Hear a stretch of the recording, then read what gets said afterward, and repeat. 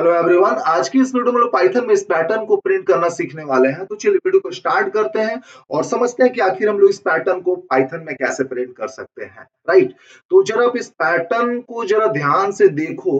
तो सबसे पहले फर्स्ट रो में यहाँ पे ए अल्फाबेट, स्मॉल अल्फाबेट ए प्रिंटेड है, देन बी स्किप है, देन सी, और यहाँ पे डी स्किप है, देन ई, एंड देन उसी प्रकार से एफ स्किप है और उसके बाद है जी। ठीक है, सेकंड रो में है ए और यहाँ पे बी स्किप किया गया है, देन सी और डी स्किप है, उसके बाद ई। ठीक है, तो आई थिंक आपको इसका पैटर्न समझ में आ गया हो गया, क्या पैटर्न है सो, है ना।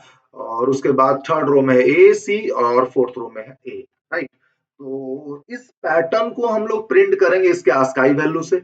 और आपको पता होगा कि स्मॉल अल्फाबेट ए का जो आस्की कोड होता है वो होता है 97। राइट, और यहाँ पे लास्ट अल्फाबेट जो इस पैटर्न में मुझे दिख रहा है वो जी है। जी का आई थिंक आस्की कोड जो होता है वो होता है 103। Perfect.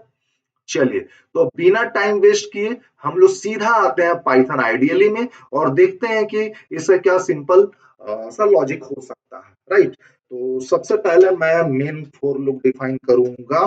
For I in range, यहाँ पे मैं स्टार्ट वैल्यू दे देता हूँ 104, comma 97, comma -2 is the step value.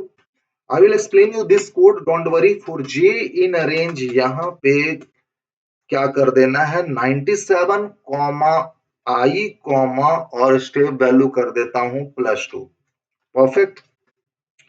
Print, इसके बाद हमें क्या करना है, CHR फंक्शन यूज करना, print CHR of j, comma end is equal to space bar. Perfect. और लाइन को स्किप करने के लिए प्रिंट फंक्शन। राइट, चलिए इस कोड को मैं एग्जीक्यूट करके देखता हूं कि वही आउटपुट आ रहा है कि नहीं, फिर मैं आपको इस कोड को एक्सप्लेन करूंगा। तो ACEG ACE ACA बिल्कुल सही है सर, आ जाइए। अब हम लोग इसको समझते हैं, है ना। तो देखो, सबसे पहले आप आ जाओ मेन फॉर लूप में। फॉर आई इन रेंज, आई का वैल्यू स्टार्ट होगा 104 से। ठीक है, आई का वैल्यू स्टार्ट होगा 104 से, कोई डाउट नहीं है यहाँ पे। ठीक है, चलिए उसके बाद आ जाओगे इस इनर लूप में। जे इन रेंज, जे का वैल्यू स्टार्ट होगा 97 से। यहाँ पे मैं जे लिख देता हूँ, जे का वैल्यू स्टार्ट हुआ 97 से, है ना। Okay, print CHR of J, CHR function के अंदर मैंने जे डिफाइन किया, क्यों? क्योंकि हमें सबसे पहला फर्स्ट रो में क्या प्रिंट करना है, अल्फाबेट ए, स्मॉल अल्फाबेट ए प्रिंट करना है। जे का वैल्यू 97 है। 97 किसका आस्की कोड होता है, ऑफकोर्स स्मॉल ए का। तो CHR फंक्शन आस्की कोड को कन्वर्ट करता है उसके करस्पॉन्डिंग अल्फाबेट में, है ना। तो प्रिंट CHR ऑफ जे, यहाँ पे स्मॉल अल्फाबेट ए प्रिंट हो जाएगा। ओके, और यहाँ पे एंड आर्गुमेंट यूज किया गया है ना। क्यों? क्योंकि प्रिंट फंक्शन कुछ भी प्रिंट करने के बाद ये कर्सर को नए लाइन में लेकर के चला जाता है, और मैं चाहता हूं कि मेरा कर्सर इसी लाइन में रहे, क्योंकि इसी लाइन में मुझे नेक्स्ट अल्फाबेट सी प्रिंट कराना है ना। तो एंड विथ स्पेस बार, उसका वैल्यू, एंड आर्गुमेंट का वैल्यू मैंने क्या दिया, स्पेस, तो यहाँ पे एक स्पेस आ जाएगा। उसके बाद फिर से जाओगे इसी इनर लूप में। जे इन रेंज, जे का वैल्यू +2, देखो स्टेप वैल्यू है, ये स्टेप वैल्यू है, ये स्टॉप वैल्यू, ये स्टार्ट वैल्यू है। स्टेप वैल्यू क्या है 2, तो +2 इंक्रीज करेगा जे का वैल्यू 97 +2 99 हो जाएगा। अगेन प्रिंट CHR ऑफ जे, है ना। तो 99 किसका होता है आस्की कोड, स्मॉल अल्फाबेट सी का, तो सी प्रिंट हो जाएगा and with space bar. Again J in range, इस बार जे का वैल्यू फिर से +2 इंक्रीज करोगे तो हो जाएगा 101, and again print CHR of J, तो यहाँ पे प्रिंट हो जाएगा ई, क्योंकि 101 जो होता है आस्की कोड वो स्मॉल अल्फाबेट ई का होता है। Okay, and with space bar फिर से ऊपर गए, जे इन रेंज, जे का वैल्यू फिर से +2 इंक्रीज करेगा, तो 101 में 2 ऐड करोगे तो हो जाएगा 103, and print CHR of J, तो जे का वैल्यू है 103, तो इसको कन्वर्ट करो इसके करस्पॉन्डिंग अल्फाबेट में, तो क्या आ जाएगा, जी आ जाएगा। तो जी प्रिंट हुआ end with space bar. Again go to this loop, J in range, क्या जे का वैल्यू 105 पॉसिबल है? नहीं, क्योंकि स्टॉप वैल्यू क्या है सर, 104 है। यहाँ पे आई आपने डिफाइन किया 104 है, तो इनर लूप इस प्रकार से फॉल्स हो गया। और जब इनर लूप फॉल्स होता है तो आपका ये प्रिंट फंक्शन काम करेगा, है ना। ये, तो ये प्रिंट फंक्शन क्या करेगा, without printing in this line anything, it will shift the cursor to the beginning of the next line, क्योंकि अब हमें तो नेक्स्ट लाइन में ही प्रिंट करना है ना। चलो, अब यहाँ के बाद सीधा फिर से हम लोग जाएंगे मेन लूप में। तो आई इन रेंज, आई का वैल्यू पहले 104 था, स्टेप वैल्यू हमने -2 डिफाइन किया, तो 104 में -2 सब्ट्रैक्ट करो तो हो जाएगा 102, राइट। चलिए फिर से आएंगे इनर लूप में, जे इन रेंज, जे का वैल्यू फिर से स्टार्ट होगा 97 से, राइट। और फिर से हम लोग प्रिंट करेंगे CHR ऑफ जे, तो स्मॉल ए यहाँ प्रिंट हो जाएगा एंड विथ स्पेस बार। फिर से ऊपर जाओगे तो जे इन रेंज +2, स्टेप वैल्यू +2 है, तो 97 में +2 करो तो हो गया 99 and again print CHR of J, तो इस बार क्या प्रिंट हो जाएगा C and with space bar. फिर से जाएंगे इनर लूप में, जे इन रेंज, जे का वैल्यू क्या हो जाएगा 99 में +2 ऐड करो क्योंकि स्टेप वैल्यू +2 है, तो 101 हो जाएगा।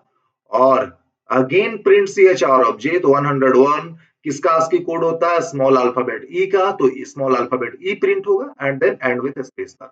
फिर से जाएंगे इनर लूप में, तो +2 ऐड करो, 101 में +2 ऐड करो तो 103, जबकि आई का वैल्यू क्या 102 और यही मेरा स्टॉप वैल्यू है ना। तो 103 तो पॉसिबल नहीं हो पा रहा जे का वैल्यू, राइट। तो चलिए ये लूप हमारा फॉल्स हो चुका है। देन प्रिंट, ये प्रिंट फंक्शन उसके बाद हमारा काम करेगा, without printing in this line anything, it will shift the cursor to the beginning of the next line. Now after this again we will go to the main loop. This time the value of I would be 100. Why 100? Because initially it was 102 and now we are subtracting -2, then it would be 100, right? फिर से हम लोग आ जाएंगे इस inner loop में, जे in range, जे का value फिर से स्टार्ट होगा 97 से, प्रिंट CHR ऑफ जे, तो यहाँ पे स्मॉल अल्फाबेट ए फिर से प्रिंट हुआ और एंड विथ स्पेस बार। फिर से सर गए यहाँ पे आप +2, है ना, तो 97 था, अब इसमें +2 किया आपने तो 99 हो गया, तो 99 किसका ASCII कोड होता है, स्मॉल अल्फाबेट सी का, तो प्रिंट CHR ऑफ जे, तो यहाँ पे सी प्रिंट हो जाएगा एंड विथ स्पेस बार। चलो फिर से इनर लूप में जाएंगे, जे इन रेंज, तो 99 +2, वैल्यू +2 है ना, तो 99 +2 करो तो 101 पॉसिबल नहीं है क्योंकि स्टॉप वैल्यू 100 ही है हमारा। तो ये इनर लूप फॉल्स हो चुका है, तो ये प्रिंट फंक्शन काम करेगा, कर्सर मेरा यहाँ पे है, it will shift the cursor to the beginning of the next line. यहाँ के बाद चले गए फिर से हम मेन लूप में, -2 सब्ट्रैक्ट करो, आई का पहले वैल्यू था 100, अब क्या हो गया 98, 100 - 2 98। फिर से आए इनर लूप में, जे इन रेंज, जे का वैल्यू स्टार्ट होगा 97 से, तो प्रिंट CHR ऑफ जे, जे का करंट वैल्यू प्रिंट कराइए ए एंड विथ स्पेस बार, ठीक है। फिर से इनर लूप में गए, जे इन रेंज, जे का वैल्यू +2 आप करने का कोशिश कर रहे हो, पहले जे का वैल्यू 97 था, 97 से स्टार्ट हुआ था, +2 करोगे तो 99 पॉसिबल नहीं है बिकॉज स्टॉप वैल्यू इज 98। तो ये वाला इनर लूप तो फॉल्स हो चुका है। फिर ये प्रिंट फंक्शन काम करेगा, ये क्या करेगा, ये कर्सर को नए लाइन में लेकर के चला जाएगा बिना कुछ प्रिंट किए, है ना। यहाँ के बाद फिर से हम लोग जाएंगे मेन लूप में, है ना, आउटर लूप भी कह सकते हो, तो -2, स्टेप वैल्यू क्या -2, तो क्या आई का वैल्यू 98 - 2 96 पॉसिबल है, नहीं पॉसिबल है, क्योंकि यहाँ पे मेन लूप में जो मेरा स्टॉप वैल्यू है वो 97 है, ठीक है। तो जब मेन लूप मेरा फॉल्स हो जाता है तो प्रोग्राम एग्जीक्यूट करना बंद कर देता है ना। तो फाइनल जो आपको आउटपुट इस कोड का देखने को जो मिलेगा वो मिलेगा ये वाला पैटर्न, राइट। आई होप आपको ये कोड समझ में आया होगा, राइट। एक बार मैं फिर से आपको इसको एग्जीक्यूट करके दिखाता हूं कि हमें ये आउटपुट मिल भी रहा है या नहीं, राइट। तो आप देख सकते हो मैं बिल्कुल सही आउटपुट मिल रहा है ना। अगर आपको किसी भी टाइप का डाउट है इस कोड में तो आप मुझे कमेंट कर सकते हो। आज के लिए बस हम लोग इतना ही रखते हैं, मिलते हैं हम लोग नेक्स्ट वीडियो में, तब तक के लिए गुड बाय, जय हिंद, जय भारत।